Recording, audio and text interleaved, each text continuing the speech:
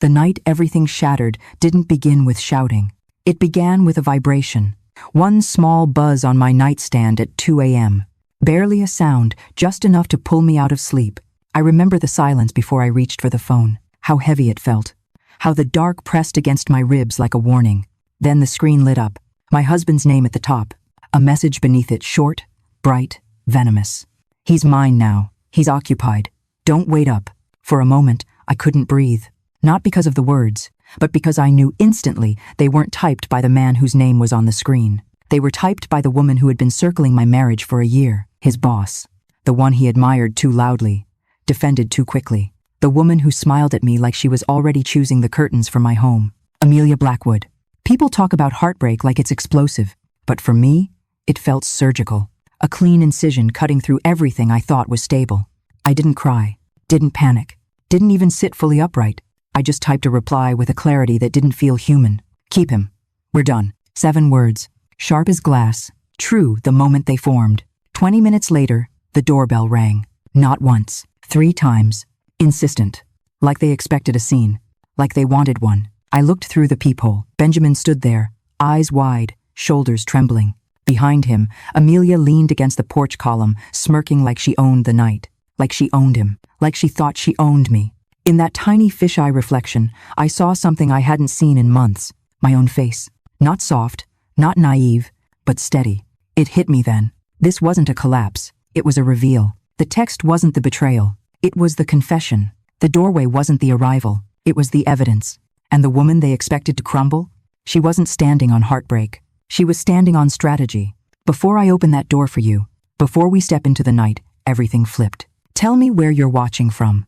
And hit like and subscribe if you've ever had a moment that turned your whole life into a before and after. People imagine marriages ending in one big explosion, shouting, shattered plates, a slammed door that echoes for years. Ours didn't. Ours eroded, like water chewing away at a shoreline in slow, invisible strokes. By the time the text came at 2 a.m., the damage was centuries old. Benjamin and I met at an architecture conference in Seattle. He spilled coffee on my notebook. I corrected his math on a load-bearing calculation. We laughed, traded emails, spent the night arguing about whether cities should grow upward or outward. It felt like fate, not the soft romantic kind, but the structural kind. 2 people who thought in blueprints and grids. 2 brains shaped by angles, symmetry, and problem-solving. We fit like interlocking pieces. We married in Napa, barefoot on warm grass. We painted our first apartment together. We survived his graduate school stress and my chaotic client deadlines. We built rituals, Sunday pancakes, Thursday grocery trips, the annual pilgrimage to the coast in January when the fog made everything feel cinematic. People said we were solid. People said we looked steady. People said we were the couple who'd last. And we believed them. But life doesn't crack loudly. Its first fractures are whispers. 18 months before the 2 a.m. text, Benjamin took a job at Ridgewell consulting the company where Amelia ruled entire floors with her razor-sharp smile and pristine suits. She was the rising star, the woman you should be grateful to be noticed by. That was the way people talked about her, always in that tone, that mixture of admiration and fear. Benjamin came home from his interview glowing. She asked about my thesis, he said. She actually read it. Nobody does that. I should have recognized it then, the way his voice warmed when he said her name. Not out of desire, but awe. The kind of awe insecure people feel when powerful people shine a light on them. In the first few weeks, he was energized. Then, he was exhausted. Then, he was absent. Late nights became routine. Work trips multiplied. His phone lived face down on every surface. He started showering right after coming home. He laughed less, ate less, slept less. I asked if he was okay. Just stressed, he said. Just busy. Just tired. Just. The word just became a wall between us. One night, he came home wearing a new cologne. Something bitter, woody, foreign. I bought it on the way back, he said. But the tag from the gift bag fell out of his coat pocket the next morning. A women's boutique. One that sold men's fragrance sets, selected by our stylists. The next month, he missed my birthday. The month after, he missed our anniversary. The excuses were polished, practiced, corporate. Client crisis. Board prep. Travel changes. But sometimes, the truth slips through the cracks. Like the night he left his laptop open on the kitchen counter, an email draft glowing on the screen. Amelia, Attaching revised projections. Let me know if you need anything else before our... He slammed the lid shut before I could see the rest. He didn't realize I'd already seen enough. What people don't talk about is emotional malnutrition, how a house can feel full but starved, how conversations shrink, how love becomes procedural. We weren't fighting. That was the problem. We were polite, accommodating, careful. Two professionals conducting a marriage like a business partnership with good intentions and bad follow-through. I tried to revive things planned, a weekend trip, cooked his favorite dishes, suggested therapy. Benjamin always said the same line. Can we talk about this later? Later never came. One night, I woke at 3 a.m. to find him sitting on the bathroom floor, lights off, staring at his phone. The blue glow cut across his face like he was lit from beneath. Are you okay? I whispered. He jumped, hid the phone behind his leg. I'm fine. Go back to bed. He didn't come back for an hour. The next morning, he acted like nothing happened. That was when the coldness began to seep in. Not anger, not jealousy, just distance, like he was slowly removing bricks from the foundation of our marriage, one handful at a time. Our home, once filled with small, shared decisions, paint colors, pillow textures, weekend plans, became a museum of unfinished conversations. A coffee mug left in the sink for 3 days. His dress shirts disappearing into overnight bags. The space beside me on the bed always warm from absence, not presence. I kept noticing little things, little lies, little shifts, little absences, little wounds, accumulating like dust on untouched shelves. I didn't know it yet, but all those tiny fractures were pointing toward a collapse, toward the 2 a.m. text, toward the moment everything would crystallize. But the real backstory wasn't that my husband changed. It was that the structure we built together had been quietly failing, and I was the only one inspecting the cracks. Looking back now, I can pinpoint the exact moment the shift became undeniable. Not dramatic, not loud, just wrong. It was a Tuesday. Nothing special, nothing memorable. The kind of day that should have blended into every other Tuesday in a stable marriage. Benjamin walked through the door around 11:40 p.m., shoulders stiff, tie loose, hair flattened like someone had run their fingers through it repeatedly. Not in stress, repetition doesn't lie. That was someone else's touch.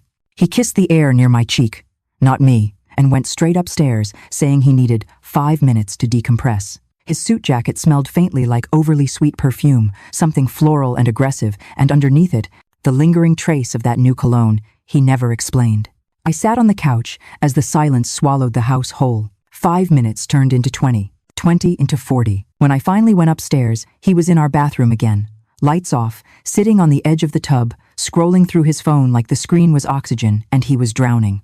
He didn't hear me at first. I watched him, shoulders hunched, mouth slightly open, eyes locked on the screen with a devotion he hadn't shown me in months. Ben, I said softly. He jerked like a kid caught stealing. Pressed the phone to his chest. You scared me, he whispered. Who were you talking to? His throat bobbed. Just work. But no one clutches work like it's a lifeline. No one guards a spreadsheet like it's a secret lover. That was the night I stopped lying to myself. Our home started to feel staged, like we were living inside a showroom version of our marriage. We still had date night photos on the hallway wall, Napa sunset behind us, his hand on my waist, my hair whipping in the wind. Every time I walked past them, the people in those frames felt like strangers who'd borrowed our faces. He'd leave post-its on the fridge. Not sweet ones, just logistics. Reminder. Water the ficus. Dentist Tuesday. Dog walker bill paid. The ugly part was that I saved them. Proof, I guess, of how low the bar had fallen. I wasn't lonely because he was gone. I was lonely because he was still there, pretending nothing had changed. 3 months before the text, we were invited to his firm's networking mixer.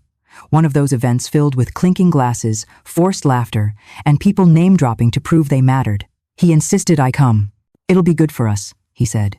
People keep asking about you. I didn't realize then that he needed me to play a role, wife as prop, wife as stability, wife as image. When Amelia walked into the room, everything shifted. Conversations paused a fraction of a second. People straightened, smiled, tilted their bodies toward her as if she were gravity. She spotted Benjamin immediately. Her smile was precise, not warm, not friendly, calculated. Benjamin, she purred, touching his arm with the familiarity of someone who'd done it many times. I was hoping you'd be here tonight. Then her eyes slid to me, evaluated, measured, dismissed. Ah, she said, as if remembering an item on a checklist. The wife, not my name, not Evelyn, just the wife, a label, a placeholder. She shook my hand like she was testing the pressure how much resistance I would give. Her grip was firm, cold, and brief, the kind that communicates dominance without a word. I didn't know then that she had already made her move. I didn't know she had already chosen him. I didn't know that her proximity wasn't coincidence, it was strategy. But the full picture was already forming around me. In the weeks that followed, Benjamin started talking about her the way people describe weather: inevitable, uncontrollable. Amelia wants us to push the deadline. Amelia thinks I'm ready for more responsibility. Amelia said my presentation was the best she's seen all year. Her name became a fixture in our kitchen, our living room, our bedroom, a shadow stretching into every corner. And with every mention, something tightened in my chest, not jealousy, but awareness. Patterns always leave traces, and Amelia's fingerprints were everywhere. Still, denial is a powerful sedative. He's just stressed, I told myself. She's his boss. It's normal. They work together often. That's all. But the truth was quieter, simpler, crueler. My husband wasn't mine anymore. Not emotionally, maybe not physically. He was drifting. And someone else, someone sharper, hungrier, more predatory, was pulling the strings. The night before everything snapped, we had dinner together for the first time in weeks. Candlelight, good wine, 2 plates of pasta we barely touched. I tried to tell him I missed him. He put his hand over mine, but his eyes flicked toward the phone on the table when it buzzed. Just once. Just fast. But enough. Do you want to get that? I asked quietly. No, he said too quickly. It can wait. But his knee bounced under the table. His fingers tapped. His pupils dilated just a hint. He wasn't with me. Not really. He was tethered to a screen, to a woman who wasn't me, to a world I no longer had access to. That was the last night I tried. The next night, at 2 a.m., his phone finally told the truth, and the truth arrived, wearing Amelia's voice. He's mine now. He's occupied. Don't wait up. 7 years reduced to 12 glowing words in the dark. And all the tiny fractures, all the ignored warning signs, all the hushed late-night phone calls, every one of them snapped into place. The structure had failed. Not suddenly, but inevitably. And I was done pretending not to see the collapse. People think the moment you learn the truth is the moment you break. But for me, clarity didn't come with tears. It came with silence, sharp, cold, almost surgical. After reading Amelia's message, I didn't scream. I didn't call him.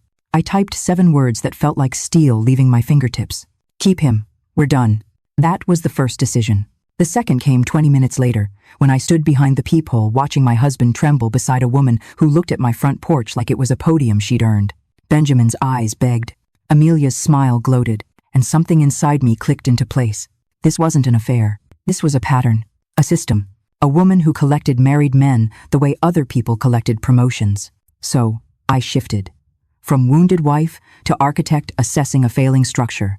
And failing structures don't get patched. They get inspected, documented, dismantled. While they stood outside whispering, I grabbed my phone not to call friends, not to cry, but to search. Amelia Blackwood complaints. Ridgewell Consulting misconduct. VP operations allegations. And the cracks appeared instantly. Old filings, settled cases, whispers buried under NDAs. By the time I opened the door, I already knew the strategy. No yelling, no begging, no theatrics. Just information. I let Benjamin ramble. I let Amelia smile. Then I cut straight through both of them. How many others have there been? Her micro-expression, one flicker of fear, confirmed everything my gut already mapped. So here was the plan, simple and devastating. 1. Hire someone who knows how to chase ghosts. A PI, a former federal agent. Someone who documented truth the way I documented building fractures. 2. Rebuild my boundaries like reinforced steel. No shared finances, no shared bed, no shared future. 3. Confront the source, not the symptom. Not Benjamin's weakness, but her pattern. Predatory, repeated, calculated. 4. Offer her the one thing people like her never expect. A choice. Resign quietly, or be exposed publicly. Actions, after all, have consequences. And I was done protecting people who had never protected me. People assume progress feels like triumph, like fireworks or applause or some cathartic scream on a cliff. That's not what it felt like. Progress, in the beginning, felt like numb hands gripping cold metal. Quiet, shaky, oxygen thin. The morning after the confrontation, I sat on the kitchen floor, still in the sweater I'd grabbed at 2:18 a.m. My hair knotted with sleep and rage. The house was silent, except for the faint hum of the refrigerator and the occasional creak of settling wood, the same noises I'd found comforting for years. Now they felt like echoes in an empty museum. Benjamin was upstairs. I could hear him pacing. Every footstep was a reminder that he was still here, still breathing the same air, still occupying space in a house that no longer felt like ours. But I didn't go to him. Instead, I opened my laptop and typed a name I hadn't used in years. Marcus Webb, former FBI, now private investigator, specialized in corporate misconduct, financial trails, and marital deception, an unglamorous mix, but perfect for what I needed. When he picked up, his voice was low and calm, the kind of voice that made you feel like nothing shocked him anymore. I gave him the short version, the text, the arrival at my door, the question that broke Amelia's mask, the gut feeling that none of this was new. He didn't gasp. He didn't judge. He just said, "I'll start today." And that was the first breath I'd taken since 2 a.m. What the movies don't show you is that healing and revenge sometimes look identical in their first stages. Both require distance, boundaries, and a refusal to be gaslit by your own memories. I told Benjamin he had 1 week to leave. Not with theatrics, not with shouting. I simply stood in the doorway of the guest room and said it like a checklist item. "I need you out by Saturday." He blinked like the words confused him, like they weren't the direct consequences of the choices he'd made. "Evelyn, can we talk?" "No. You're throwing away 7 years. You threw them first." His face crumpled, but I didn't feel triumphant. Just steady. A kind of steadiness that felt newly engineered, like a beam I'd reinforced overnight. I walked away before he could reply. The first report from Marcus came 3 days later. A PDF. 17 pages. Time-stamped photos. Receipts. Patterns. Benjamin and Amelia leaving a restaurant, her hand brushing his arm. A hotel in Chicago, 1 room, not 2. A parking garage, his palm on her waist. A conference trip, her keycard, opening his door at 11:46 p.m. Each image was a tiny incision, but each incision also numbed something, made room for anger to become clarity. There was no one-time mistake, no confusion or moment of weakness. It was structured, intentional, engineered. Amelia didn't chase affairs. She built them, and Benjamin, my Benjamin, followed her blueprint like a willing apprentice. I forwarded the file to my lawyer with a single line: "Proceed."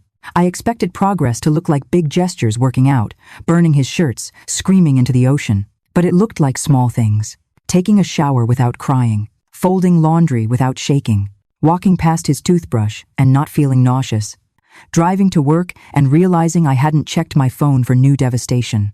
The numbness began to shift, replaced by something colder, sharper, focus. I threw myself into my job with a precision I hadn't felt in months, drafting late, meeting clients early, reviewing technical drawings with an attention that bordered on obsessive. And strangely, my work flourished. Pain sharpened me. Pain made me meticulous. People at the firm asked if I was okay. I lied gracefully. "Just busy. Lot on my plate." You know how it is. What I didn't say was, my life exploded on my kitchen table. But somehow, I'm building something from the ashes. Benjamin tried. In his way, a handwritten note on the counter. "I'm sorry." His attempt at cooking burning chicken until the fire alarm screamed. Flowers arriving at my office, 12 white lilies that smelled like funeral homes. Every gesture missed the point completely. He wanted forgiveness without accountability. He wanted comfort without cost.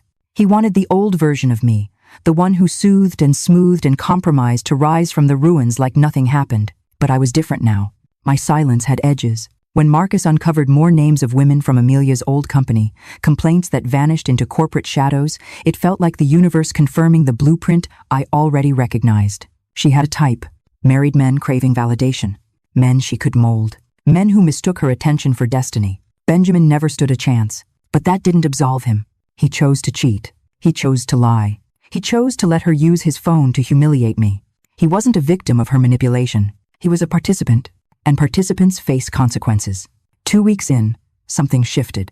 I woke up on a Saturday, sunlight leaking through the blinds, and realized my first thought wasn't about them. It wasn't about betrayal or humiliation or questions that looped endlessly at night. My first thought was coffee. Just coffee. Just a morning. Just me. I padded downstairs, made a cup, and sat at the table where everything had fallen apart. But instead of replaying the 2 a.m. meltdown, I watched the steam rise from my mug like a quiet promise. I wasn't healed, not even close, but I'd started reclaiming space they had taken. My house, my time, my mind.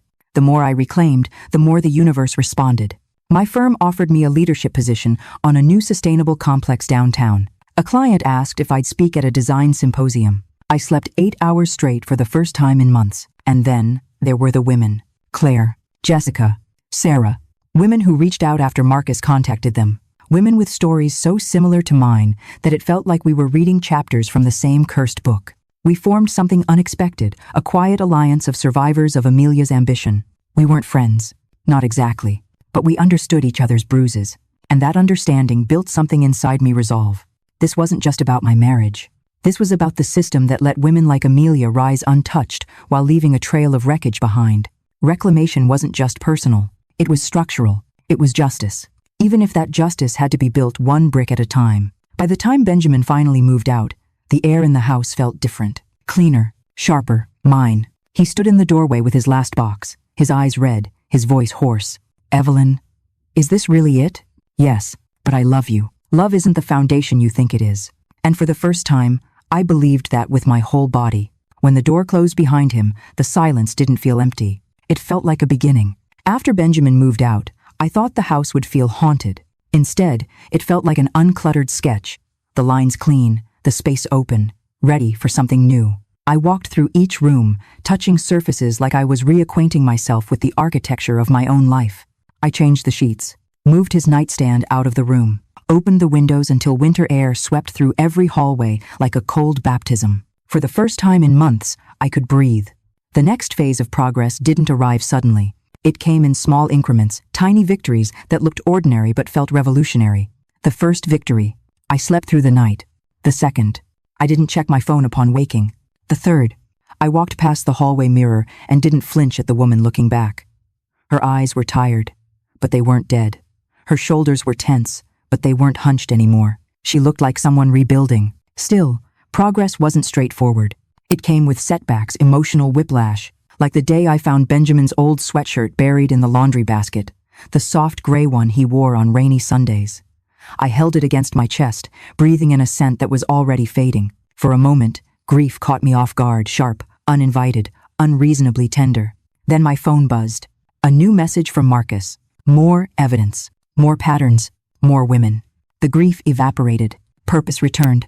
I met Claire first. We sat across from each other at a small cafe downtown, her hands wrapped around a chipped ceramic mug, her hair pulled back too tightly like she was holding herself together with bobby pins. Amelia used him, she said, voice barely above a whisper. Then, when he tried to leave, she threatened to tank his performance review. Her story unfurled like something I had already lived. Different husband, same predator. She does this because she knows there's no one to stop her, Claire added. There is now, I said. We exchanged numbers. Not as friends, at least not yet, but as allies. Jessica came next, then Sarah. Each story followed the same architectural blueprint. Step 1, attention. Step 2, manipulation. Step 3, isolation. Step 4, exploitation.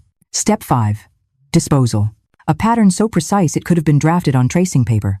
The more I listened, the more certain I became. This wasn't about my marriage. It was about stopping someone who hid behind corporate veneer while ripping through people's lives like faulty wiring sparking inside a wall. And strangely, that mission steadied me more than any self-help quote or therapy session could have. Purpose is a powerful analgesic. Working with Marcus became a rhythm our communications clipped, efficient, almost surgical. He'd send updates. I'd send follow-up questions. He'd send files. I'd send confirmations. No emotional fluff. No unnecessary sympathy. Just data, hard truth, cold evidence. During one of our meetings, he slid a folder across the table. This, he said, is what nails her pattern. Inside were statements from employees who had left Ridgewell years ago. Not official complaints, Amelia was too skilled at drowning those but personal accounts. Stories buried in inboxes, in journals, in private group chats. Stories of intimidation, coercion, subtle threats. This is a timeline, Marcus continued. Your husband is just the latest segment. The word segment hit me harder than I expected. Benjamin wasn't special. He wasn't chosen for love. He was chosen because he fit a mold. And maybe that knowledge should have hurt more. But it didn't. It brought clarity. Clarity is cleaner than pain. Meanwhile, Benjamin spiraled. His emails changed tone from apologetic to frantic to desperate. We need to meet. I made a mistake. Please talk to me. This is all getting out of hand. I responded only once, through my lawyer, with a single line. All communication goes through legal. His reaction was immediate. 6 missed calls, 4 texts. One voicemail where he tried to sound calm but couldn't hide the quiver in his breath. I didn't listen to the rest. Detachment wasn't cruel. It was necessary insulation. As my inner world stabilized, my outer world shifted too. I found a loft, industrial bones, tall windows, exposed brick, a skylight that spilled light across the concrete floors like melted gold, a place that didn't hold memories of him, a place I could design from scratch. Signing the lease felt like placing the first steel beam of a new structure. I moved in gradually, box by box, choice by choice, threw out the wedding china, donated the framed photos, kept only what belonged solely to me. Healing looks a lot like editing. The loft became my sanctuary. The view became my ritual. The silence became my companion. Some nights, I lay on the floor, watching city lights flicker across the ceiling like distant stars. And for the first time in a long time, the future felt open, not empty. Open. Around this time, something surprising happened. People started reaching out. Colleagues checked on me. Old clients sent small notes. My mother called more often, confessing truths she had buried for decades about staying with my father despite his affairs, about mistaking endurance for virtue, about wishing she had left sooner. "You don't inherit my mistakes," she told me. And then there was Catherine, my sister. She showed up unannounced one evening, holding 2 plastic bags of takeout. "I was wrong," she said before stepping inside. She didn't elaborate. She didn't need to. We sat on the floor eating cold noodles out of cartons, talking about everything and nothing. For the first time in years, we weren't competing. We weren't comparing. We were just sisters. It felt like a reclaimed room inside my chest. But the real reclamation, the shift from survival to power, came when the story finally broke open. Not mine, Amelia's. A well-known business journalist, tipped anonymously, began asking questions. He contacted Marcus, then Claire, then Jessica, then me. "I'm doing an investigative series on leadership abuse," he said. "You don't have to be named, but your insight matters." For a moment, fear fluttered in my throat. Public exposure wasn't part of my original plan. I wanted accountability, not spectacle. But then I thought of all the women who had stayed silent, all the NDAs, all the whispered warnings, all the lives Amelia had carved through without a second thought. Silence protects predators. Truth frees patterns. "I'll talk," I said. Not for revenge, for reclamation. By the end of those weeks, my life looked nothing like it did before. The structure was different, lighter, stronger, reinforced by boundaries I should have built long ago. And the biggest shift came quietly. One morning, I looked at myself in the mirror, the same mirror I'd avoided for months, and didn't see someone broken. I saw someone rebuilt. Not from forgiveness, not from vengeance, but from intention. Progress wasn't a line. It was a scaffold, and I was finally climbing. The collapse hadn't ended me. It had cleared the foundation. Now all that was left was the confrontation, the moment everything Amelia built would finally, inevitably, come down. And I would be the one holding the blueprint. Rebuilding myself was one thing. Rebuilding in the presence of 2 people who refused to let go, that was another kind of battle entirely. Because betrayal never just collapses quietly. It rattles. It echoes. It sends aftershocks into every corner of your life. And complications, those always arrive right when you think you're finally standing steady. Benjamin's first backlash hit 3 days after he moved out. It started with an email that tried to sound calm, but trembled between the lines. "I know space is important, but we owe it to ourselves not to throw away everything. Can we meet? Just once. For closure." Closure. It was almost funny, the way men reached for the word like it was a magic eraser. I didn't respond. So he escalated. Flowers. Voicemails. A long message about our history, full of selective memories that painted him as tragic and me as cold. I skimmed it, deleted it, blocked his number, then unblocked it because my lawyer needed the tangled digital trail. And that was complication number 1. You can't block someone you may need to prove things about. Complication number 2 came wrapped in desperation. He started waiting outside my office, not every day, but often enough that coworkers started noticing. He'd stand near the parking structure, eyes red, hands buried in his pockets like a schoolboy waiting to be scolded. "Evelyn, can we talk? Please?" I walked past him without slowing down, without meeting his gaze. Every step away felt like clarifying the architecture of my own boundaries. But the more I ignored, the more erratic he became. His messages shifted from remorse to anger to confusion. Sometimes within the same paragraph, "You're pushing me away. You don't understand what she did to me. Are you really going to ruin my life over one mistake? I miss you. We can fix this. Why are you making me the villain?" People always reveal themselves under pressure. Benjamin didn't handle pressure well, But Amelia, she moved differently. Her backlash was subtle at first. Strategic.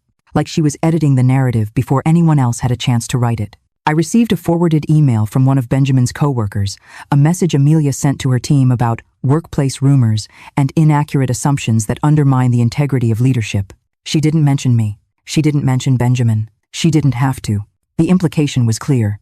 I was the threat. I was the hysterical wife. I was the destabilizer. I read the email once, exhaled slowly, then sent it straight to Marcus.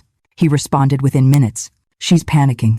Panic from someone like Amelia didn't look like sweat or shouting. It looked like carefully crafted corporate language designed to manipulate perceptions before truth could surface. That was complication number 3. Complication number 4 came from a place that surprised me and hurt more than it should have. My sister, Catherine. She called on a Wednesday evening, her voice tight in a way that always signaled judgment hidden under concern. Ev, I heard what happened. Don't you think you're reacting too fast?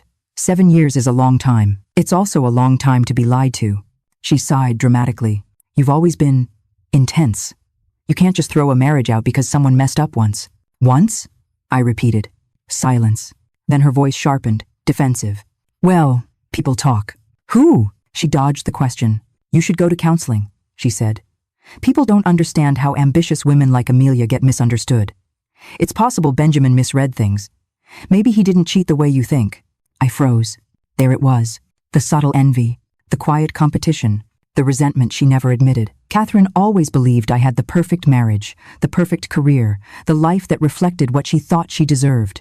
Now that my life was cracked open, she didn't offer comfort. She offered skepticism, as if she needed my suffering to realign the invisible scoreboard between us. I ended the call gently, but inside, a different kind of fracture formed, one between sisters. The complications continued, multiplying like cracks in a neglected foundation. Amelia sent me an email directly, cold, short, illegal in tone but careful in wording. Your interference has consequences, professional and personal. You are making a mistake. I laughed when I read it, not a full laugh, just a bitter exhale. I forwarded that to Marcus too. Her second email came 2 hours later, dripping with faux sympathy. I understand emotions are high. Let me know if you'd like to talk as women, not adversaries. As women. Code 4. Let me manipulate you quietly without witnesses. I replied with one sentence. All communication goes through legal. Her mask slipped. Her third email was longer, harsher, almost frantic. You have no idea what you're stepping into. My attorneys will not tolerate defamation. This needs to stop before you damage multiple careers, your husband's included. I didn't respond, but Marcus did. He sent back a legal notice requesting she cease all direct contact. She read it. Ignored it. Predictably. Predators rarely respect boundaries. By week 3, every area of my life felt like a construction zone. At work, people whispered but didn't ask. At the nonprofit, women reached out with stories that mirrored mine. At home, Benjamin left notes on the porch like rain-soaked regrets. One simply said, I'm drowning. Another, you're not the same person I married. And the cruelest, I miss who you were. That one stayed with me longer than it should have. But eventually, clarity cut through the sentiment. He didn't miss me. He missed the version of me who tolerated his erosion. The me who absorbed his distance without confrontation. The me who softened the blow of his bad decisions. She was gone. I wasn't rebuilding her. I was replacing her. The breaking point, the complication that turned everything from messy to combustible, came at the worst possible moment. A Thursday morning. 6:12 a.m. Gray light seeping through the blinds.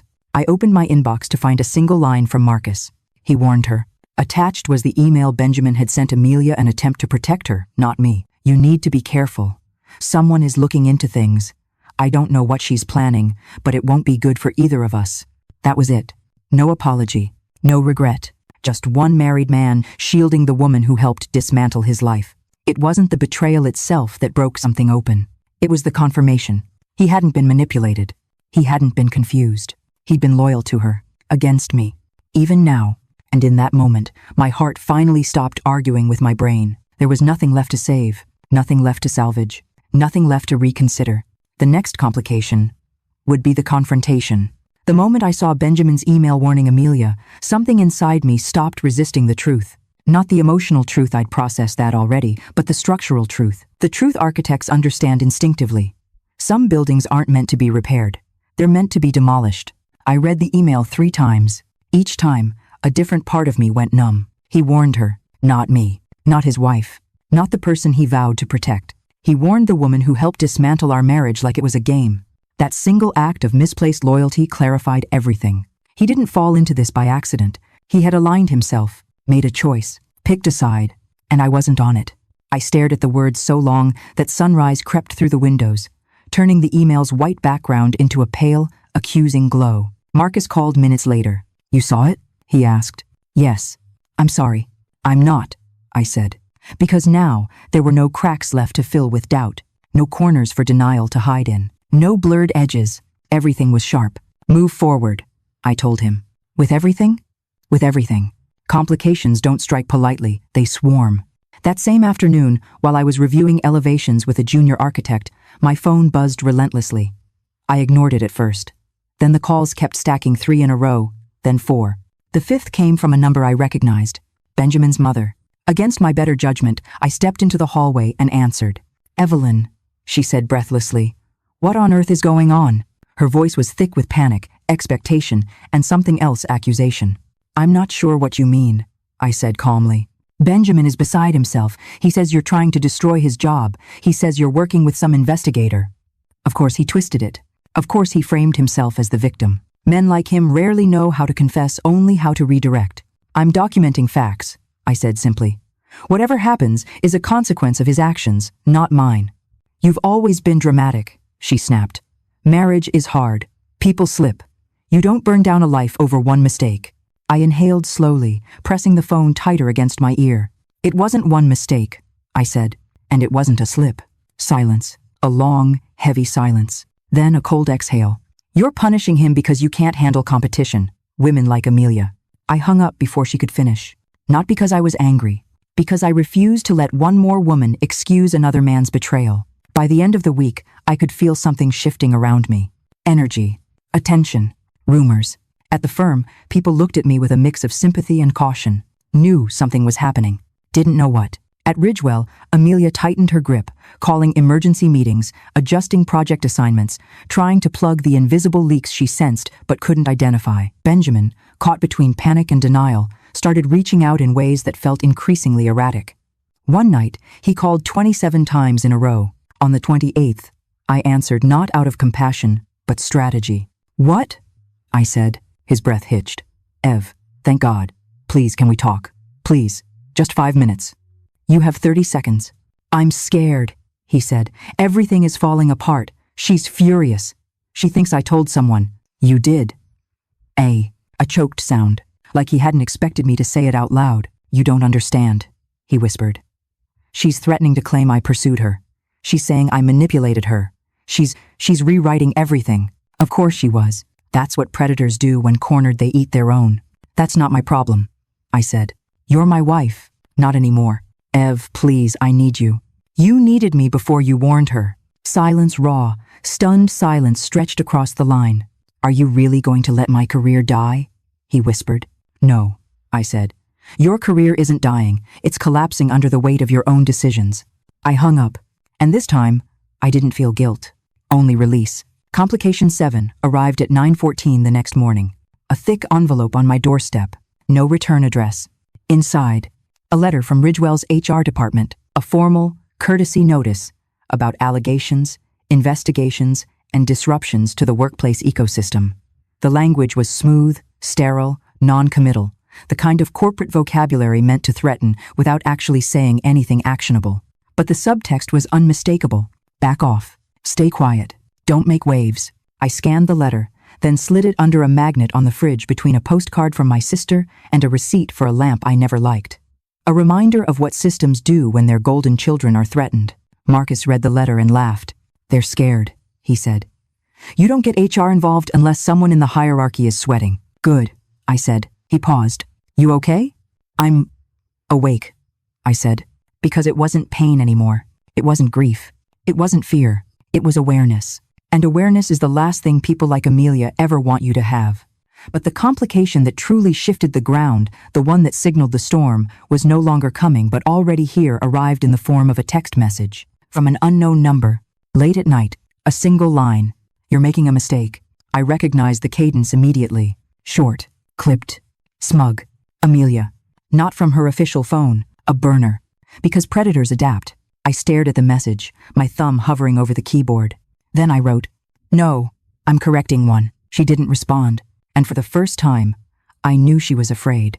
Not of exposure, women like Amelia always believe they can outrun consequences, but of losing control. Predators feed on silence. My silence was gone. Complication 10 arrived on a Sunday. I was at the loft, unpacking the last of my boxes, when the door buzzer sounded. The screen lit up with Benjamin's face pale, gaunt, eyes rimmed with the kind of panic that comes from losing the script you've rehearsed your whole life. I didn't press the button to let him in. He pressed the buzzer again, then again, then again. Finally, I answered through the intercom. "Leave," I said. "Please," he begged. "I need to explain. You've explained enough. I'm losing everything. That's not my rescue mission." "You don't get it," he said desperately. "She's turning on me. She says I coerced her. She says she has evidence. She's lying," I said. "I know that, but people believe her." "Then now you know how it feels." His breath caught. He leaned closer to the speaker. "Ev, I'm begging you." I exhaled. "You should have begged before you betrayed." I clicked off the intercom, leaving him staring at his own reflection in the dark screen. That was the moment the complications finished gathering. That was the moment everything inside me stilled. The confrontation was no longer optional. It was inevitable. It was coming. And I would walk into it with the truth as my armor.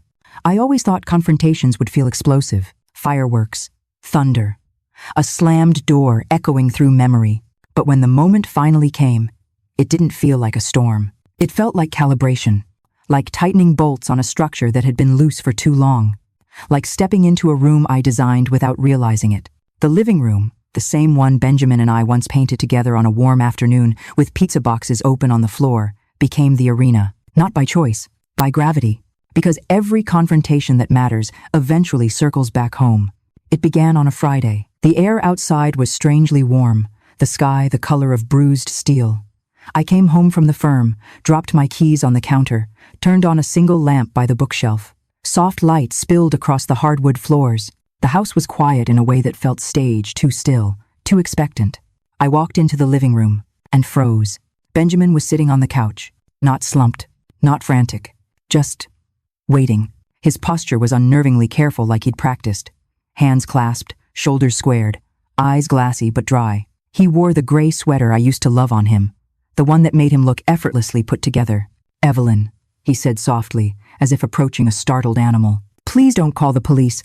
I just needed to talk." My stomach tightened, but my voice stayed level. "You broke in? I still have a key," he said. "I thought I hoped you hadn't changed the locks yet." "I change them tomorrow." He swallowed. Hard. Something in his expression flickered fear, resignation, maybe regret. But it was layered with something darker, more fragile, unraveling. "I'm losing everything," he whispered. "That was inevitable," I replied. He flinched. But I wasn't here to comfort him. This wasn't a healing session. This was a structural assessment. I moved around the sofa, keeping distance, and sat in the armchair, facing him. "5 minutes," I said. "That's all." He nodded like a condemned man grateful for a final cigarette. "I'm sorry," he started immediately. "I know you don't believe me, but I am. I'm so sorry." He said the words as if they should be enough to rewind time. "Sorry for what?" I asked. He blinked. "For the affair, for lying, for warning her." "Which part are you sorry for?" I pressed. "The betrayal? Or the consequences?" His face crumpled slightly. "Both," he admitted. "Everything, all of it. I didn't mean for this to happen. I didn't mean for her to..." "To what?" I leaned forward. "To weaponize you? To use your career as leverage? To humiliate your wife at 2 a.m.? He winced again. "I know it sounds bad. It is bad." His jaw tightened, as though he'd expected softness and didn't know what to do with the absence of it. "You weren't there," he said suddenly, voice rising. "You don't understand how she works. She's powerful." A bitter laugh slipped out of me. "I understand exactly how she works. The question is, why did you let her?" He exhaled shakily, rubbing his temples. "It wasn't like that. She helped me. She believed in me. She made me feel..." He stopped, as though the truth was too embarrassing to speak. "Valuable?" I supplied. He nodded, ashamed. "You felt small," I said quietly. "And you let the first person who made you feel big dictate your morality. That's not fair. Neither is betrayal." He looked at me with something like desperation. "You were always so strong," he said. "So put together. I felt like I couldn't keep up. You didn't need me." And she did. I replied. He didn't deny it. The silence stretched between us thick, suffocating, lined with all the things we'd never said. And then the footsteps came. Soft, steady, approaching. My pulse slowed. Benjamin's eyes widened. No. He couldn't have. But of course he had. A shadow moved across the hallway, then stepped into the warm lamplight like she was entering a stage. Amelia, perfectly poised. Hair sleek, makeup sharp, blazer immaculate.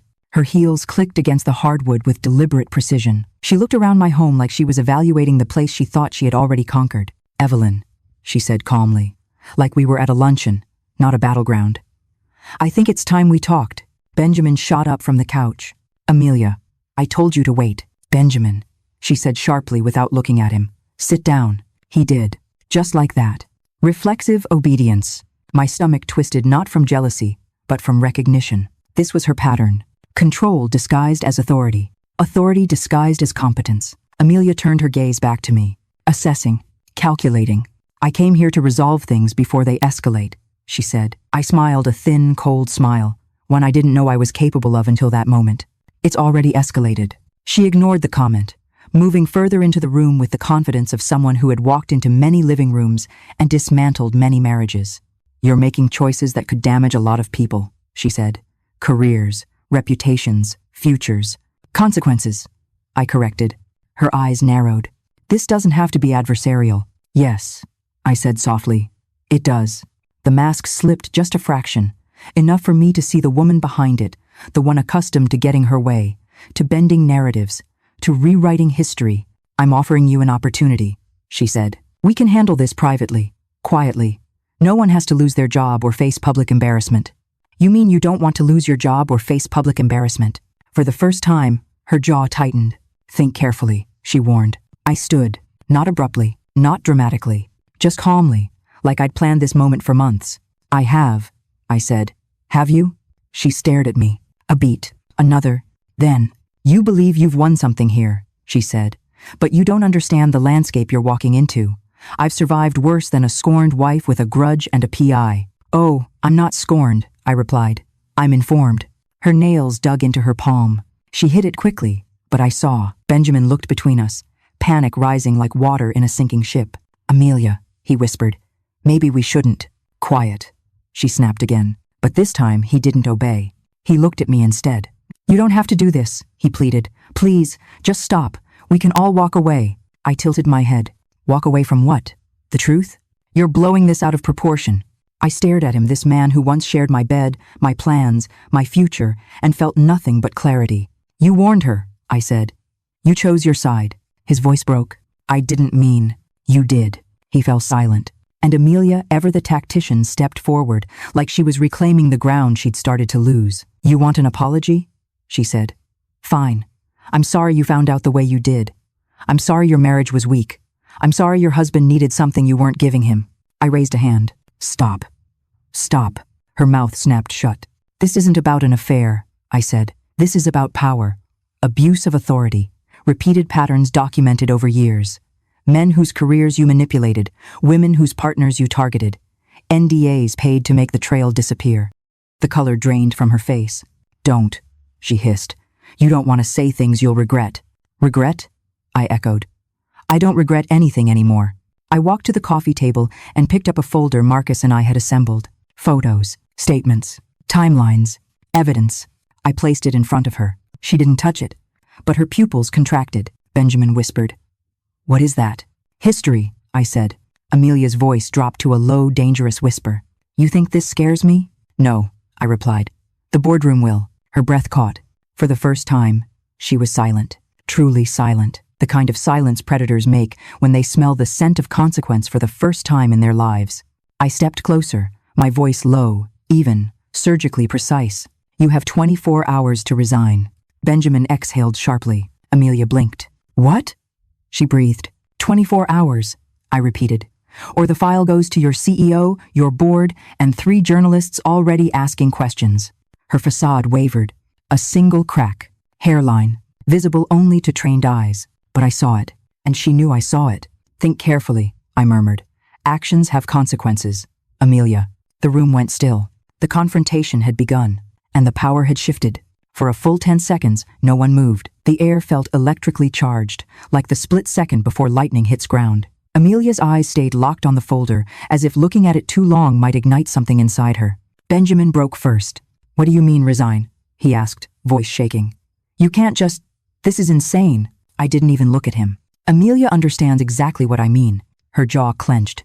"You think you can bulldoze me with a stack of rumors and out-of-context photos?" "I don't think," I said. "I know." Her gaze snapped to mine, sharp as broken glass. "You're out of your depth. You keep saying that," I replied. "Yet you haven't opened the folder." That got her. She hesitated not long, but long enough for me to see the calculation behind her eyes start to short-circuit. Predators aren't afraid of confrontation. They're afraid of documentation. She reached forward with a controlled hand, lifted the folder, and flipped it open. The room went dead quiet except for the slow rustle of paper. Photo. Receipt. Statement. Timestamp. Another photo. Another timestamp. Benjamin leaned forward, but she snapped the folder shut before he could see. His confusion was almost pathetic. "Amelia? What is that?" Her throat bobbed. "Nothing," she said quickly. "Doesn't look like nothing." "Ben, drop it." Her voice dropped to that low, threaded tone she used when she wanted full compliance. For years, it probably worked. But this time, he didn't obey. He turned to me. "What is in that folder, Evelyn?" I met his eyes without flinching. "The truth." "Ah." He swallowed hard. He didn't ask to see it again. Amelia straightened, folder still in her hands, posture rigid. "This proves nothing," she said. "Affairs happen. Men lie. Women exaggerate. Your investigator dug through gossip and—" "No," I cut in. "He documented patterns you built, repeated, perfected." She scoffed, but her voice was thinner now. "You're delusional." "Am I?" I stepped closer. "Chicago, room 817, 11:46 p.m., keycard logs, lobby cameras. Does that ring a bell?" Her breath hitched. Benjamin's head whipped toward her. "Chicago? I thought you two—" "Not now," she snapped. But he wasn't listening. "Amelia, what is she talking about?" She refused to answer. "Tell him," I said. "Stay out of this," she hissed. "No, he should know what he was used for." Benjamin's voice cracked. "Used?" Her mask slipped another fraction. "Stop talking." But he couldn't. "You told me you ended things with the others," he whispered. "You said I was different." I didn't smile, but it flickered in my chest. He turned to me with dawning horror. "How many others?" "More than you want to know," I said. Benjamin looked physically ill. Amelia's voice hardened. "Enough. You don't get to rewrite the narrative in your living room." "This isn't rewriting," I said. "This is revealing." "You have no power here," she spit out. "Funny," I murmured, "because you look afraid." She stepped forward, invading my space, her perfume sharp and sterile. "You think you can threaten my career? My reputation? Do you know how many allies I have? How many executives trust me?" "Trust built on NDAs isn't trust," I replied. "It's liability." Her nostrils flared. "You're naive," she said. "You think exposing this will make you a hero? You'll look like a bitter wife who couldn't satisfy her husband." Benjamin flinched at that. "But I didn't." "Women like you," I said quietly, "always underestimate the ones you target. You mistake silence for weakness. You mistake marriage for leverage. You mistake consequences for threats." She scoffed again, but the sound wavered. "I've survived worse," she said. I leaned in just slightly. "Not documented." Her lips parted, but no sound came out. The truth of that line hit her like a clean strike. Benjamin suddenly stood up, pacing with his hands on his head. "This is getting out of control," he muttered. "Both of you, please stop. We can fix this. We can figure this out." "There is no we," I said. He froze. "And there is nothing to fix," I added. "Only things to expose." His voice broke. "Ev, don't do this. I'm begging you." "You're begging the wrong person," I said. He blinked rapidly, as if something finally clicked in his brain. "You're different," he whispered. "Colder." "No," I corrected. "Clearer." Amelia, regaining a sliver of composure, straightened her blazer. "This is how it's going to go," she said. "You'll drop whatever investigation you think you're running. You'll destroy those files. And we'll pretend this little meltdown never happened." I let out a soft, incredulous laugh. "This is adorable." She stiffened. "You're negotiating," I said. "You only negotiate when you're losing." "I'm not losing," she snapped. "Then why are you here?" I asked. "In my home? On my ground? At my table?" She opened her mouth, closed it. Hate flickered across her features. Benjamin whispered, "Amelia, maybe we should leave." No, she said. She needs to understand what she's doing. Do I? I asked. Yes. You're making a mistake. You think exposing me will bring you peace? It won't. It will blow up in your face. You'll be mocked, discredited, blamed. By who? I asked. Your friends on the board? Your executives? Your clients? People who've never seen a woman like you held accountable? That's not how this world works, she snapped. Not yet, I said. But it's about to. She exhaled slowly, an attempt at control, but her eyes betrayed her. You don't know the damage you're inviting, she whispered. On the contrary, I said. I know exactly what damage I'm preventing. She stared at me, hatred and fear swirling into something brittle. You think you've trapped me, she said, but you forget Benjamin was involved. That makes him complicit. Benjamin's face drained. Amelia, quiet, she shot at him. No, I interrupted. Let him hear. She turned her glare on me, but I continued. You think I don't know he'd go down with you? I do. And I've accepted it. Benjamin stepped back as if I'd slapped him. Ev, you'd let me lose my job? You already lost your integrity, I said. The job is just catching up. His voice cracked. I didn't know I didn't realize I didn't. You didn't care, I finished. Then I turned back to Amelia. I'm giving you 24 hours. You resign, quietly, and this stays internal. You refuse, and I go public. You won't, she snapped. I will. Her lips curled. You think the press will side with you, that the board will take the word of a vengeful, humiliated wife over mine? I walked to the bookshelf, opened a drawer, and pulled out a small black recorder. Amelia's eyes widened. When you entered my home, I said, I started recording. Benjamin gasped. Amelia's face drained of all color. I pressed play. Her voice filled the room. You're making choices that could damage a lot of people. No one has to lose their job or face public embarrassment. You think you can threaten my career? I've survived worse. Benjamin stared in shock. That's intimidation, he whispered. That, I said, is leverage. Amelia lunged forward. You delete that right now. I stepped back. Don't, I said sharply. Touch me, and I send everything to the board tonight. She froze. Her breathing quickened not dramatically, but uncontrollably, the way people breathe when their certainty collapses. And then the last piece of her mask cracked. You don't understand, she whispered. If this goes public, I lose everything. Yes, I said. That's the point. Her eyes filled with something I never thought I'd see in her. Fear, raw, unfiltered, human. Please, she said softly. Don't do this. Benjamin was completely still. You begged the wrong person too, I said. Silence settled again, thicker, heavier, irreversible. Finally, Amelia spoke, voice shaking. What do you want from me? Your resignation, I said, in writing. And if I refuse? I stepped closer until we were almost eye to eye. Then the world learns the truth. Amelia stared at me for a long, trembling moment. Then she looked down at the folder in her hand, her downfall, neatly organized. She closed her eyes. I'll send the letter. Benjamin let out a small sound, something between relief and despair. I nodded once. You have until midnight tomorrow. Amelia held my stare a moment longer, then turned sharply and walked out, her heels clicking frantically across the hardwood, like a retreating metronome marking the end of her reign. The door slammed behind her. Benjamin and I were left in the silence.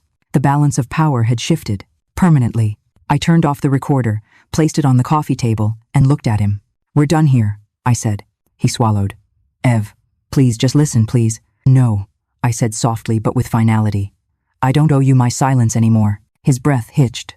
Then he sank onto the couch like a building losing its structural support. He didn't follow her. He didn't follow me. He just collapsed. And that was when I realized the confrontation was over. But the reckoning had just begun. The next 48 hours unfolded like a building collapsing in slow motion, loud in some places, eerily silent in others. I didn't sleep. I didn't even pretend to try. I spent the night on the couch with the lights off, staring at the blank TV screen, listening to the house breathe around me. Every creak felt like a countdown. Every shadow felt like a warning. Every vibration of my phone felt like the start of a new aftershock. At 7:12 a.m., Benjamin came downstairs with a suitcase rolling behind him. He stopped when he saw me awake. I'm going to the office, he said quietly. To do what? I asked. He swallowed. To fix what I can. I didn't respond. He took a shaky breath. Ev, for what it's worth, I never meant for any of this to happen. You never meant for it to be discovered, I corrected. He flinched but didn't argue. Then he left, suitcase wheels clicking over the hardwood, the same rhythm Amelia's heels had made the night before. Funny how power and panic make the same sound when they're walking away. By noon, the emails began, first from Amelia, then from HR, then from the CEO's assistant. The subject lines were cold, clipped, corporate, urgent, requesting documentation, immediate review required, need to discuss employee conduct. It didn't take a genius to guess what was happening. Amelia had submitted her resignation, and the board wanted answers. Marcus texted me at 12:43 p.m. They're panicking. Internal review launched. Need to meet as soon as possible. I didn't bother replying in words. I just typed, "Where?" He sent the address of a downtown law office. The conference room was glass-walled, cold, and smelled faintly of lemon cleaner and burnt coffee, the scent of corporate crisis. Marcus stood near the window, arms crossed, posture relaxed in a way only former FBI agents could manage. "You okay?" he asked. "Yes." It wasn't a lie. He nodded once, approving my steadiness. "We're about to go into a room with people who will try to minimize, deflect, reframe, or outright deny anything that threatens their liability," he said. "Don't get emotional. You've already won. Now don't hand them anything they can use to twist the narrative." "I won't." He studied me for a beat. "Good. Because they're scared. And fear makes people sloppy." The door opened. 3 executives walked in. None introduced themselves. None made eye contact. Classic. They took their seats. The man in the center gray suit, practiced confidence, cleared his throat. "Mrs. Hartley, thank you for coming." I didn't thank him back. "We understand you may have information relevant to Miss Blackwood's sudden resignation." I met his gaze. "Relevant? Yes. Surprising? No." He sat straighter. Marcus opened his briefcase, pulled out a set of neatly organized binders, and slid them across the table one by one. "Everything you'll need," he said flatly. The executives opened the binders. For a moment, no one spoke. Then the woman on the left murmured, "Dear God." Page after page of documentation. Photos, statements, receipts, complaint summaries, cross-company patterns, and the transcript from my living room recording. When they reached that part, all 3 went rigid. "Is this authentic?" one asked. "Yes," Marcus said. "And admissible?" "Yes." The room tightened with tension. Finally, gray suit man exhaled and removed his glasses. "This is catastrophic." "For her?" I asked. "Or for you?" He looked at me sharply. "Both." Silence hovered over the table. Then he leaned forward. "Mrs. Hartley, what exactly do you want from us?" "I want you to stop pretending you didn't know," I said. Their faces flickered. "And I want every employee she targeted," I continued, "current or past, to receive whatever support they need. Counseling, transfers, legal accommodations, whatever it takes to make sure they aren't punished for speaking up." The woman nodded slowly. "We can arrange that. And," I added, "I want the internal investigation made public." Graysuit's head snapped up. "Absolutely not." "Yes," I said calmly. "You owe transparency and accountability." "You don't understand." "I do," I cut in. "You're afraid of lawsuits, reputation damage, investor fallout. But that's the price of letting someone like her operate unchecked." "It's not that simple," he said. "It never is," I said. "Until someone forces it to be." Marcus smirked behind me. Gray suit exhaled through his nose. "We'll consider it." "No," I said. "You'll do it." The woman looked at me for a long moment, really looked, and something softened in her expression. "We'll begin drafting a statement," she said quietly. Gray suit shot her a warning glare, but she ignored it. The meeting ended with stiff handshakes that I didn't return. Outside, Marcus walked beside me down the sidewalk. "You handled that well," he said. "I didn't yell. You didn't need to." He paused. "They're going to try to spin the narrative anyway. You know that?" "Yes." "So what will you do?" I looked at the city skyline, the glass and steel, the structures that stand only when their foundations are sound. "I'll be ready." I wasn't ready. Not for what happened next. The story hit the press 3 days later. Not my doing. Not Marcus's. Someone inside that boardroom had leaked the files. A headline flashed across my phone at 6:03 a.m. Corporate VP resigns amid allegations of coercion, affairs, and workplace misconduct. Then another, and another. Then a full article. Quotes from former employees. Anonymous testimonies. Photographs blurred but recognizable. Patterns outlined in chilling detail. My living room recording was referenced indirectly. A source close to the situation provided audio evidence of coercive behavior. I sat on the edge of the bed, breath caught somewhere between my ribs and my throat. My phone buzzed nonstop. Catherine, my mother's old neighbor. Coworkers. Unknown numbers. reporters, and then Benjamin. His text appeared like a bruise on my screen. Everyone at the firm saw the article. My boss just pulled me into a meeting. I don't know what to do. Please call me. I didn't. 30 minutes later, he tried again. They're saying I was part of it, that I slept with her for promotions. Evelyn, please, you have to help me fix this. I stared at the message until the words blurred. Then I typed, "Actions have consequences," and hit send. He didn't reply. By noon, the story had spread to every major business outlet. Hashtags were trending. Former employees from her previous company began posting vague but pointed comments online. And then, at 2:34 p.m., Amelia emailed me. The subject line, "You won. Congratulations." I opened it. Her message was long, messy, unhinged in places, furious in others. She accused me of destroying a woman who clawed her way through a male-dominated field. She claimed I'd humiliated her for personal revenge. She said she hoped I enjoyed your 15 minutes of moral superiority. She ended with, "You think this makes you powerful? It doesn't. It just makes you cruel." I read the whole thing in silence. Then I forwarded it to Marcus. His entire reply was, "Documented." Later that week, when the scandal was still growing, when the press was still feeding on every detail, Benjamin showed up at my loft unannounced. He buzzed the intercom, voice shaking through the speaker. "Ev, please. I just want to talk." I pressed the button. "No, just 5 minutes." "No, you can't do this," he said desperately. "You can't shut me out. I need you. You needed me before you let someone else use your phone at 2 in the morning." I replied. There was a long silence. Then he whispered, "I don't know who I am without you." "That," I said, "is not my responsibility anymore." And I turned off the intercom. But the real climax, the true one, happened the next day. The consulting firm held an emergency town hall meeting. Employees packed into the main conference auditorium. Journalists waited outside the building. Security stood at every door. Marcus got me in through a side entrance. "You don't have to speak," he reminded me. "Just observe." The CEO stepped onto the stage, looking paler than usual. "We have failed," he opened. "We failed to protect our employees, failed to address repeated patterns of misconduct, and failed to uphold the ethics we claim to stand for." A murmur rippled across the room. He continued, "Effective immediately, we are launching a full third-party audit of all past complaints, including those involving former VP Amelia Blackwood." People stiffened.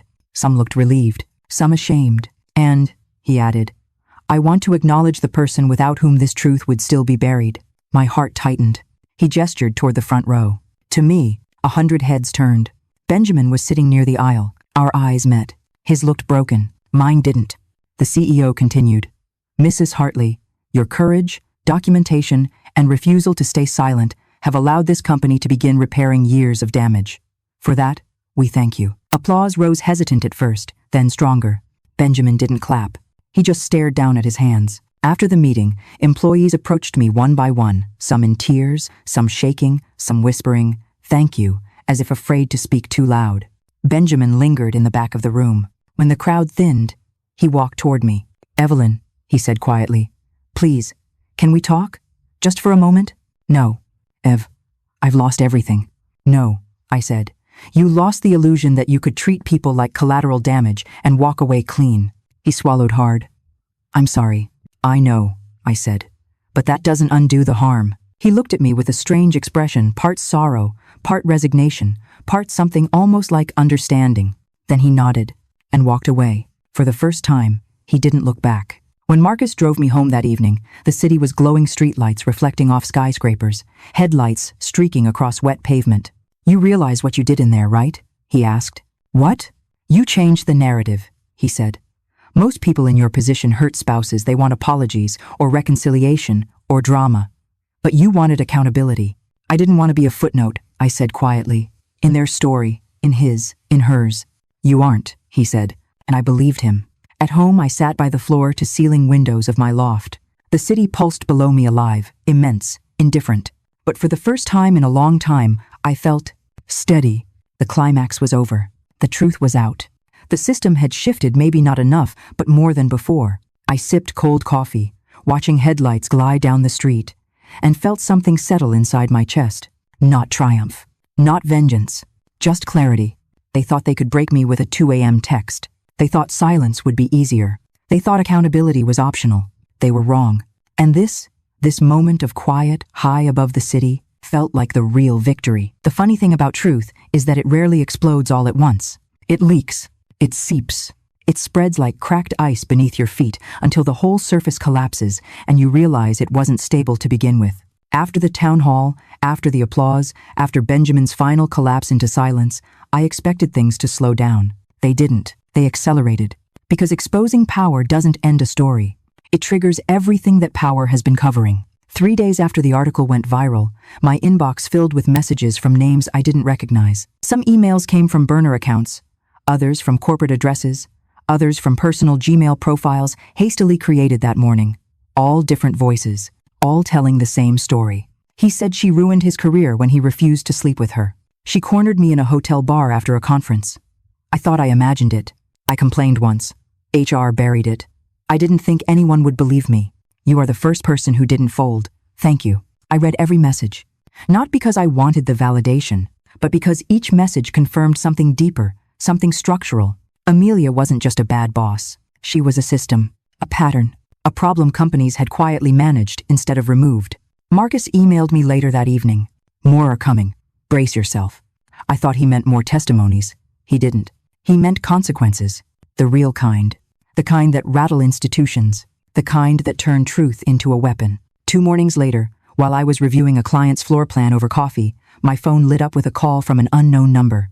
Normally I would ignore it, but something told me to pick up. This is Evelyn. A pause, then a low, rough voice. Mrs. Hartley, this is David Morrison, the investigative journalist, the one known for dismantling entire industries one expose at a time. We need to talk, he said. My pulse flicked once, sharply. How did you get my number? Someone inside your husband's firm gave it to me. They want the full story out, not the sanitized version. I didn't speak. Journalists like Morrison didn't make courtesy calls. They hunted stories with bloodhound's instincts. I have questions, he continued, and I think you have answers. I don't want to be a public figure, I said. You already are, he replied. You can either shape the narrative or let someone else do it for you. He wasn't wrong. When? I asked. Now. He arrived at my loft an hour later. No camera crew, no bright lights, just a notebook, a black pen, and the demeanor of someone who'd seen corporate monsters up close and wasn't intimidated anymore. He didn't sit immediately. He walked to the window, stared at the skyline, then turned to me. You knew she was dangerous, he said. But why did you push this far? Most people don't. Most people don't have their marriage shattered at 2 a.m. Most people don't have a cheating spouse who warns the predator, not the partner. Most people don't see the pattern clearly until it's too late. But I didn't give him the emotional version. I gave him the architectural one. Structural integrity, I said. If a building is compromised, you either fix the foundation or it collapses on innocent people. He nodded slowly, almost respectfully. So this wasn't revenge? No, I said. This was accountability. He clicked his pen. What do you know about her previous firms? I retrieved the folder from my bookshelf, the same one I'd placed in front of Amelia that night. I handed it to him. He flipped through it in silence. Halfway through, he paused. This is bigger than misconduct. I know, these aren't isolated incidents, he said. She hopped companies every 3 to 5 years, classic behavior for someone who outruns consequences. Exactly. His jaw tightened as he turned another page. You realize, he said quietly, if I publish what's in here, she's done. Not just fired, blacklisted from every major firm in the country. She knew the risks, I said. She just thought nobody would ever call her bluff. Morrison looked up at me. Are you prepared for the blowback? I already lived through the worst part, I said. Everything after this is just paperwork. He chuckled once at that. Not mocking, impressed. He closed the folder gently, as though it were a detonator. I'll write it, he said. But I need one thing from you. What? A statement. I shook my head. No names, no quotes, no interviews. I don't need a quote, he said. I need a sentence. One sentence. Something that explains why you didn't stay silent like the others. I considered it. The city hummed outside the window. Cars moved like veins of light through the streets. A siren wailed somewhere in the distance. Silence stretched. Finally, I said, someone had to stop her. He nodded once, closed his notebook, stood. That's enough. The article published 48 hours later. A full exposé. Multiple firms. Dozens of employees. Patterns tied together like an indictment. And my sentence, just 8 words, appeared at the very end of the article, printed in italics. Someone had to stop her. So I did. E.H. Not my full name. Just initials. But enough for people to know. The story exploded online. Trending hashtags, discussions, arguments, support, outrage, think pieces, LinkedIn essays from people pretending they'd always cared about workplace ethics. By the third day, Amelia's attorney issued a statement calling the reporting biased, inflammatory, and unfounded. The internet shredded it within hours. And then, at 11:52 p.m., my phone buzzed. A new email. From her. 6 words.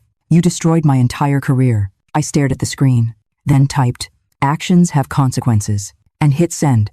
The same words I'd said in my living room. The same words I'd said to Benjamin.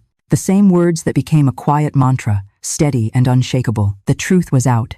The countermove was done. But the fallout was just beginning. The night Amelia sent that 6-word email, "You destroyed my entire career," I didn't feel triumphant. I didn't feel victorious. I didn't even feel angry. I felt finished. Not with her. Not with Benjamin. With the version of myself that tolerated them. But truth has a way of echoing long after the final blow. And the echoes came quickly. The first came from the firm. A public statement. Crisp. Polished. Sterile. The kind of language companies use when they're terrified, but pretending they're not. "We are committed to creating a safe environment. We take all allegations seriously. We acknowledge systemic failures." People online mocked it within minutes. Someone tweeted, translation, "We knew and ignored it until someone's wife finally snapped." They weren't wrong. But the real surprise came in the last paragraph. "We thank the individual who brought these patterns to light. Without their documentation, this misconduct may have continued unchecked. They didn't name me, but they didn't need to. Everyone knew." The follower count on my barely used professional account tripled overnight. LinkedIn messages, collaboration requests, panels, podcasts, workplace ethics think tanks. People love a story about accountability, especially when it doesn't involve them. The second echo came from someone unexpected. "Catherine," a short text. "I read the article. I was wrong. I'm sorry. No excuses. No conditions. No jealousy hiding under her words. Just a sister who finally saw the truth, not the marital facade she envied." I didn't respond immediately. Not to punish her, just to process the fact that for once she wasn't competing with me. Later that night, I wrote back, "Thank you. Let's try again." She replied with a heart. Small, simple, but sincere. Family fractures don't close quickly, but they close easier when one side stops pretending they're sharper, prettier, or happier. The third echo came from Benjamin. Not a text, not an email. A letter, a real letter, handwritten, dropped through the mail slot like a confession. I stared at the envelope for a full minute before opening it. Inside, 3 pages of cramped handwriting spilled out like a man finally telling the truth because there was nothing left to lose. He apologized, over and over, too many times, to the point where the words lost shape. Then he wrote something I didn't expect. "You were right. I warned her because I didn't want her to lose her job. I thought protecting her made me loyal. I didn't realize loyalty means nothing without integrity." And then the line that stayed with me. "I was never the victim. I was the accomplice." Honesty looks different when it's stripped bare. In the last paragraph, he wrote, "I'm leaving the city for a while. I won't contact you again unless you reach out first. I know you won't, but I needed to say this. You saved people by ending us, and I was too blind to see it." I folded the letter, not with affection, with closure. Then I placed it in a drawer and didn't open it again. The fourth echo, the one that surprised me the most, came not from a person, but from a symbol. The phone. The same phone that once lit up at 2 a.m. The same phone that delivered betrayal like a bullet. The same phone that later recorded Amelia's unraveling. I found it on my nightstand one morning, vibrating with a flood of notifications. Articles, comments, updates. A message from Morrison. She's gone offline, deleted everything, packed up her apartment. Rumor says she left the state, vanished. Predators don't handle exposure. They migrate. But this time, she'd migrate marked. Her name would follow her. Her past would follow her. Her patterns would follow her. And for once, it wasn't my burden to carry. A week later, Morrison published a follow-up, a shorter article. Just one new piece of information. A message from a woman in Denver who came forward after reading the exposé. She wrote, "She did the same thing to my husband. Patterns don't lie. People do." And seeing another woman confirm it, the same tactic, the same strategy, the same power imbalance, cemented the truth I'd known all along. This wasn't a love triangle. It wasn't romantic at all. It was predation, wrapped in mentorship, disguised as opportunity, enabled by silence. My silence would have made me complicit. Instead, it became the countermove. The final echo came quietly, so quietly I almost missed it. A small padded envelope arrived at my loft. No return address. Inside, 2 shattered pieces of glass. For a split second, my heart lurched, until I recognized them. The wedding crystal. The same set I shattered on the kitchen floor the night I cleared Benjamin's things. I'd swept them away, thrown them out. Or so I thought. Someone saved them. A note rested beneath the shards. 3 words. Not from Benjamin. Not from Amelia. From Marcus. Foundation rebuilt. M. I stared at the broken pieces. The symbol that once meant union, then meant destruction, now meant transformation. The second appearance of the symbol. The completion of the arc. I held the pieces, cool and sharp in my palm, and realized something. The countermove wasn't exposing Amelia. It wasn't confronting Benjamin. It wasn't surviving scandal. The countermove was rebuilding myself faster than they could break me. That night, I placed the shards in a small shadow box frame and hung it on the wall above my desk. A reminder of what happens when foundations crack, and what happens when they're rebuilt stronger. Not with romance, not with forgiveness, not with second chances, with truth, unapologetic, unfiltered, and final. This was the checkmate. Not loud, not dramatic, not vengeful, just inevitable. And that more than any confrontation was the real victory. 2 years isn't a long time in the grand architecture of a life, but it's long enough for a person to shed their old self like a cracked facade, long enough for silence to turn from suffocating to peaceful, long enough for the world to stop whispering your name and start whispering hers instead. 2 years after the night my marriage collapsed at 2 a.m., my life doesn't look anything like it used to, and that's the point. It wasn't supposed to. The loft is quiet this morning, the kind of quiet that feels intentional rather than lonely. Sunlight spills through the floor-to-ceiling windows, turning the living room into a watercolor of gold and pale blue. My coffee sits on the desk beside a stack of project binders. The city hums below, steady, indifferent, alive. I exhale. For the first time in years, the exhale doesn't shake. People think healing is loud, like breakthroughs, crying fits, dramatic epiphanies. It's not. Healing is subtle. It's the moment you stop checking your phone. The moment you rearrange furniture without noticing which side of the bed used to be his. The moment you pass a restaurant you once loved together and feel nothing but hunger. My life rebuilt itself in pieces, small and almost invisible at first. I started waking up earlier. Not because I was restless, because I wasn't. I'd brew coffee, sit by the window, and watch the city shift from blue to orange. Then I'd work designing buildings that wouldn't collapse from hidden faults the way my marriage had. I took on harder projects, riskier ones younger architects avoided. And I didn't just succeed, I found a strange thrill in mastering things that once intimidated me. Clients began requesting me by name. Not because of the scandal, because of the work. Accountability may have introduced me to the world, but competence kept me there. My circle changed too. Some people drifted out of my orbit without a word, especially the ones who preferred me quiet and agreeable, especially the ones who called what I did dramatic. But the ones who stayed, those relationships grew deeper. Claire, Jessica, and Sarah, the women who reached out during the investigation, became something close to a sisterhood, not the kind defined by shared trauma, but by shared clarity. We met once a month at a tiny wine bar tucked between a boutique gym and a bookstore. We didn't talk about Amelia every time. Sometimes we didn't talk about her at all.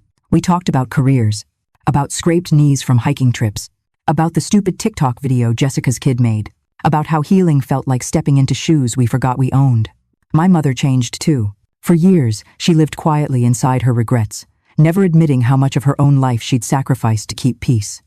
After everything went public, she called me one night in a trembling voice. I stayed 30 years, she confessed. And for what? To keep a home that didn't feel like mine. But you didn't repeat my mistakes. I'm proud of you. Even now, those words sit inside my chest like warm stone, heavy, grounding, real. Catherine and I rebuilt slowly, like restoring a house with good bones but bad wiring. She stopped treating me like competition. I stopped expecting her to fail me. We found middle ground. A month ago, she hugged me without pulling away first. It felt like progress. But the biggest change, the one I didn't expect, was how peaceful solitude became. I used to think partnership was required for stability. Now I know better. I love coming home to a space that reflects only me. The art on the walls, the books stacked on the coffee table, the plants thriving by the window, even the framed shadow box holding the shards of our wedding crystal. My quiet reminder of what happens when foundations crack. It isn't bitterness. It's perspective. The past doesn't haunt me. It informs me. There's a difference. And Benjamin? He disappeared for a long time. Not completely, his name surfaced occasionally in industry circles, mostly whispered, mostly tinged with pity. He left the firm, moved states, tried freelance consulting, according to rumors. None of it stuck. People kept saying he never recovered. But here's the truth.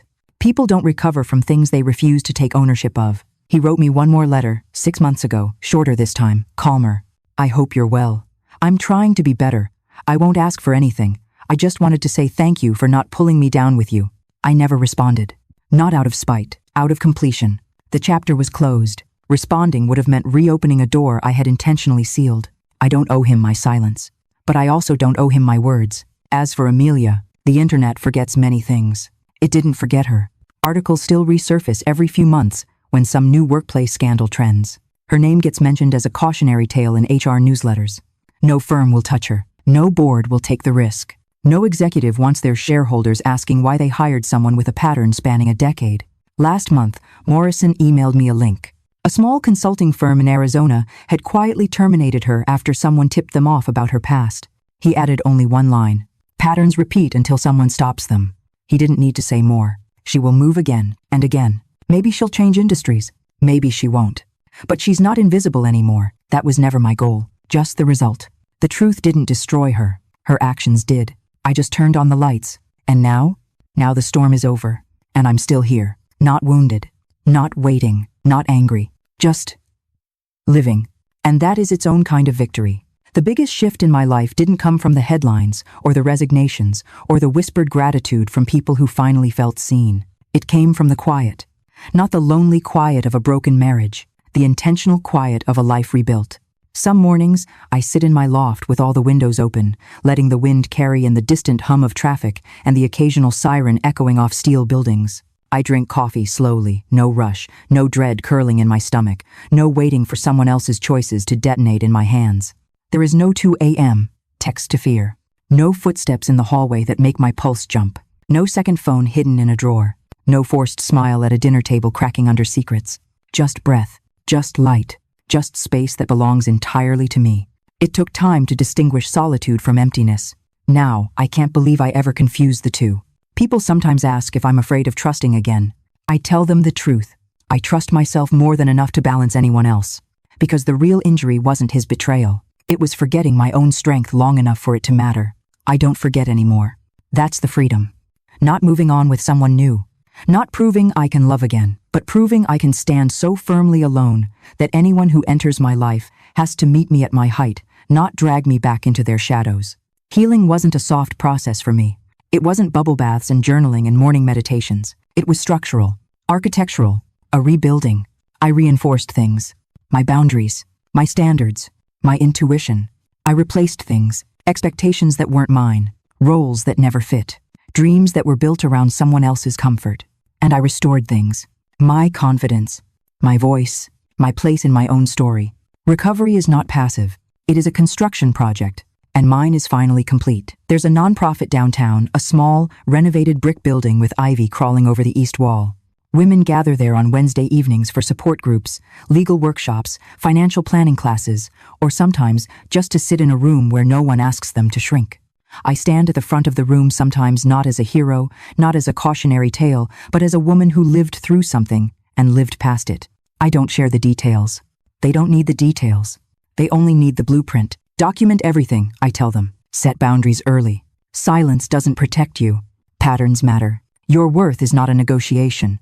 And they listen. Maybe because they've seen what happens when a woman stops treating her life like a liability and starts treating it like evidence. One night, a young woman pulled me aside. She couldn't have been more than 25. I read the article about the consulting case, she whispered. It gave me courage to file a complaint at my own job. I squeezed her hand lightly. You gave yourself courage, I told her. The article just turned on a light. Her eyes filled with something fierce. I recognized that look. The moment before a woman chooses herself. That alone made everything worth it. Sometimes, late at night, I revisit the memory of that 2 a.m. message not to relive the pain, but to marvel at the distance between that woman and the one sitting here now. The phone light, the silence, the realization, the clarity, the shift, the unraveling, and finally, the choosing. It didn't break me. It freed me. I used to think betrayal was the end of a life. Now, I see it as a demolition. You lose the structure, yes, but only the structure that was never designed to last. The new foundations are stronger, cleaner, truer. I don't miss what collapsed. I'm grateful it fell. 2 years later, the city looks different to me. Not because it changed, because I did. I see possibility where I used to see confinement. I see independence where I used to see abandonment. I see peace where I used to see quiet panic. And when I sit in front of the window at sunset, coffee in hand, the whole skyline glowing molten gold, I feel something I never expected to feel again. Not hope, not closure, not pride, alignment. My life finally matches the woman I always was before compromise, before deceit, before I learned that love without integrity is just another form of loneliness.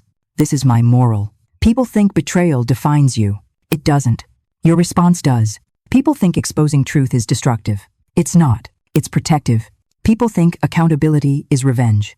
It's not. It's justice. And the right kind of justice isn't loud. It's calm, quiet, steady. The right kind of justice feels like standing on a balcony at dusk. Warm light on your skin, the city at your feet, knowing you rebuilt everything they tried to crack. That is the ending. That is the lesson. That is the peace. They thought that 2 a.m. text would break me. It rebuilt me instead. CTA YouTube. If you stayed with me through this story, thank you. Somewhere out there, someone you know might be carrying a quiet wound just like this one. Share this video with them. Leave a comment. What moment in your life forced you to rebuild? And don't forget to like, subscribe, and turn on notifications. There are more stories of courage, boundaries, and rebirth waiting for you here.